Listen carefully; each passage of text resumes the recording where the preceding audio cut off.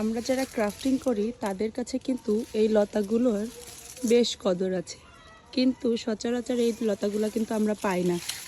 এগুলা বিদেশের কিছু কিছু ভিডিওতে আমি দেখেছি, কিন্তু সাধারণত আমি কোথাও দেখিনি। তবে আমার আব্বুদের বাসায় অনেক আগে থেকে এই গাছটা হয়ে আছে, কিন্তু তখন তার এত ক্রাফটারের দৃষ্টি দিয়ে দেখা হতো না দেখে এটার মূল্য আমি বুঝতে পারিনি। তবে এখন আমার মনে হচ্ছে পুরো গাছে যত লতা আছে সবগুলো বোধহয় আমি নিয়ে যে বেশ সুন্দর কিছু একটা করতে পারবো। দেখুন পুরো একটা গাছ ভর্তি।